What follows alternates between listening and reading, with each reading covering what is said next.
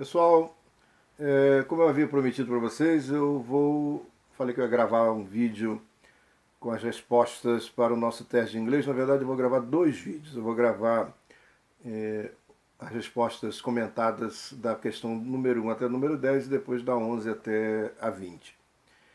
Então, nesse primeiro vídeo, a primeira questão, assinale a alternativa correta. 3 opções. A palavra book, quando encontrada sozinha, significa livro. A palavra book, quando encontrada sozinha, é o verbo reservar no imperativo. E a terceira opção, a palavra book, sempre significa livro. Desde as primeiras aulas eu tenho batido nessa tecla. As palavras podem, em inglês ou até mesmo em português, ter hora que exerce uma função gramatical, outra hora exerce outra. Então existe em inglês o verbo to book, verbo reservar no imperativo, e existe o substantivo book, que é livro, que é o substantivo incontável, o substantivo contável. E há uma regra no inglês que diz que todo substantivo contável tem que ter uma palavra antes ou um objeto ligado a ele na forma de um determinante para dar certeza que é um substantivo. Por isso, e além desta regra, há uma outra que diz que quando nós tiramos o to de um verbo no infinitivo, ele continua verbo e passa a ser verbo nesse momento no imperativo. Então a resposta correta para a questão número 1 é a palavra book, quando encontrada sozinha, significa o verbo reservar no imperativo. É a segunda opção. Ou seja, se é verbo reservar to book, retirou o to, continua verbo só aqui no imperativo, então reserve ou reservem. Não é a palavra book sozinha livro, por força da exigência do determinante dos substantivos. Número 2. Assinale a alternativa correta, segue essa mesma linha. A palavra dog, quando encontrada sozinha, significa cão. A palavra dog sempre significa cão. E a palavra dog, quando encontrada sozinha, significa persiga ou persigam. Ora, a palavra dog pode ser o verbo to dog, que é o verbo perseguir. E seguindo essa linha de que uma palavra que é verbo, ao retirar o to da frente dela do infinitivo, ela continua verbo no imperativo, como o verbo perseguir, que é to dog, sem to é verbo perseguir no imperativo, ou seja, persiga ou persigam. Então a resposta correta é a número 2. A número 2 não, desculpe. É a terceira opção. A palavra dog, quando encontrada sozinha, significa persiga ou persigam. É a terceira, a resposta correta na pergunta número 2. Número 3. I didn't understood, como primeira opção. I don't understood, como segunda opção. E I didn't understand, como terceira opção. Ora, essa questão ela visa para ver se você entendeu a aplicação dos verbos auxiliares em inglês. Nós não temos terminação nos verbos em inglês. A terminação do verbo indica o tempo e a pessoa. Então, quando a gente fala assim, eu canto, aquele O do verbo cantar, eu canto, significa presente e significa eu. Cantava significa eu, você, ele cantava. Né? Aquele ava do verbo no final significa o tempo e a pessoa. Havendo até possibilidade de confusão da pessoa em português, aí a gente é obrigado até a escrever o sujeito, como no caso do cantava. Agora, em inglês, os verbos não têm terminação, portanto, não tem um indicativo de tempo, com certeza absoluta não tem, com exceção do passado, que tem um ED lá que indica o tempo. Os outros tempos verbais não têm um indicativo de tempo escrito na forma de uma terminação no verbo. Então, em perguntas em frases negativas, há sempre a necessidade de colocar o tal do verbo auxiliar que indica o tempo.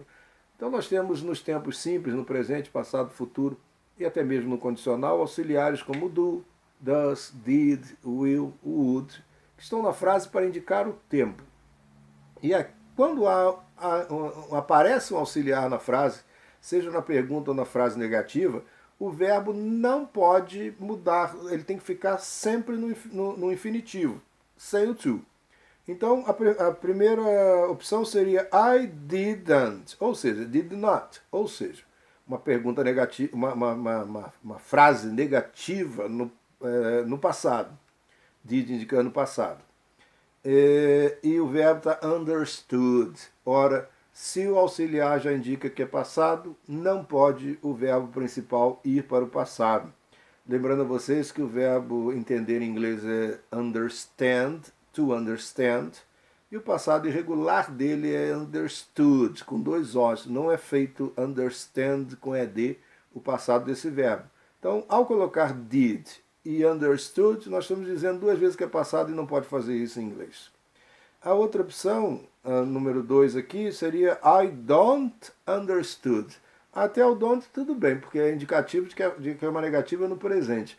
Mas ao colocar o verbo no passado fica um troço absurdo, né? Um indicativo de presente no auxiliar e o verbo no passado. Descartado com certeza. E a terceira opção, I didn't, indicando que é negativa no passado, understand, ou seja, o verbo no infinitivo. Não vai o verbo para o passado quando tem o auxiliar do passado. Então essa opção 3 da pergunta número 3 é a correta. A questão número 4 traz também uma tentativa de ver se você consegue identificar para que serve auxiliar. Da mesma maneira, não podemos ter dois indicativos de tempo, ou seja, se o auxiliar indica o tempo, o verbo não variará, ficará no infinitivo sem o to. Então eu tenho aqui do you drink, que é auxiliar do, né, e o verbo no passado. Na segunda opção, did you drink, auxiliar did e verbo no passado. E a terceira opção, did you drink, auxiliar did com verbo no infinitivo sem o to. Com certeza é a número 3, did e you drink, porque o verbo, o que indica o tempo, é o do ou o did nessas frases e não o principal. Número 5. Nós temos aqui na questão número 5, to love is wonderful, como primeira opção, loving is wonderful, como segunda opção, e to loving is wonderful, como terceira opção. Bem, aqui você poderia ficar tentado a escolher a número 1, onde fala amar é maravilhoso, usando to love. Quem aprendeu que o infinitivo é feito com to, pode até achar que seria to love is wonderful, num raciocínio até lógico. Todavia, uma regra da língua inglesa diz que quando o infinitivo é sujeito da frase, ele não pode ser feito com to, tem que ser feito com ing. Parece até gerúndio que a gente aprendeu na escola, mas a resposta correta é a B. Loving is wonderful. To love is wonderful, apesar de parecer lógico, é errado. E a última opção aqui, to loving, aí juntou o to do infinitivo com ing, e aí não vai dar nada certo isso aqui. A sexta questão. Is he your son? A primeira opção, o sun do sol com U. A outra opção seria he is your son. Todas essas são perguntas, tá? E a terceira, is he your son? Com O. Bom, a primeira opção não é correta porque se sol com U, né? Então, is he your son? Perguntar se ele é, como se estivesse perguntando se essa pessoa é o seu sol. Só se fosse uma linguagem poética. Não creio no mundo gramaticalmente sem ser, com essas versões poéticas ou essas licenças poéticas seria possível. A outra opção, he is your son, numa pergunta. Gramaticalmente errado, porque uma pergunta tem que começar com o verbo e não com o sujeito. Dar entonação numa frase não é correto na hora de fazer a pergunta em inglês. Então, falar he is your son apenas dando a entonação não é gramaticalmente correto. Fazer uma pergunta em inglês requer passar o verbo para a frente do sujeito nessa hipótese de verbo to be, ou seja, a opção correta é is he your son com O, é a terceira, a opção correta. Devo observar que algumas vezes nativos apenas dão entonação numa frase sem mudar a posição do auxiliar. Não é gramaticalmente correto, mas nem todo mundo fala correto todas as línguas e a linguagem coloquial às vezes permite essas coisas. Número 7, a pronúncia da letra A na palavra was corresponde à letra A em português. A pronúncia da letra letra A na palavra was corresponde à letra O em português, e a pronúncia da letra da letra A na palavra was corresponde à letra E em português. A pronúncia que vocês ouviram ao ler é was, ou seja, é muito próximo do nosso O. Então, a pronúncia correta, a resposta correta é a pronúncia da letra A na palavra was corresponde à letra O em português.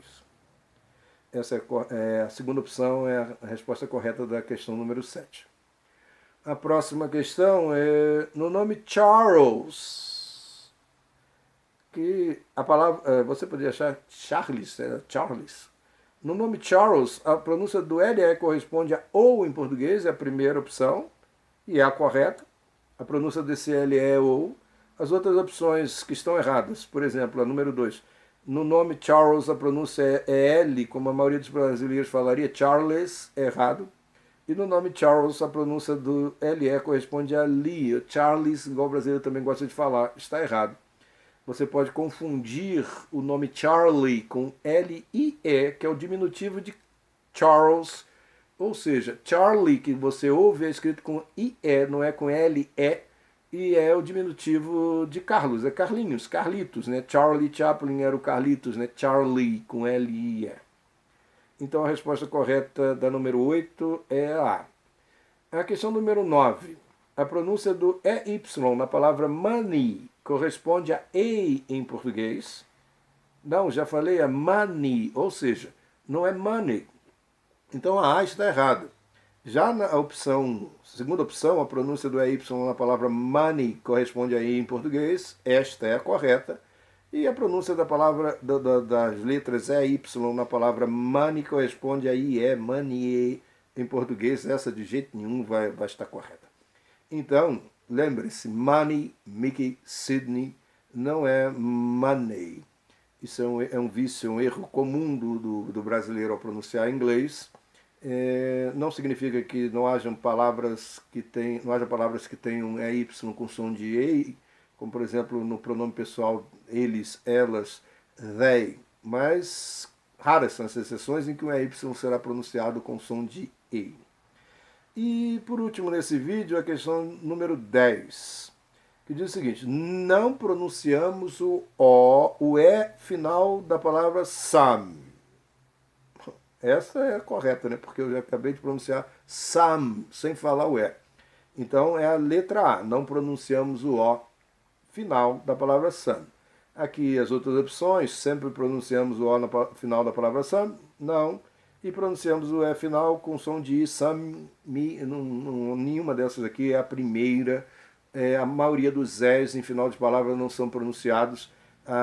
Quando você pronuncia o E, normalmente a palavra é um monossílabo, e aí não tem jeito de não pronunciar a vogal. Então, pessoal, esta é a primeira parte da correção do nosso vídeo, das nossas aulas que vocês fizeram, no nosso teste que vocês fizeram na internet. Daqui a pouco, né, eu vou fazer um próximo vídeo com o restante das respostas.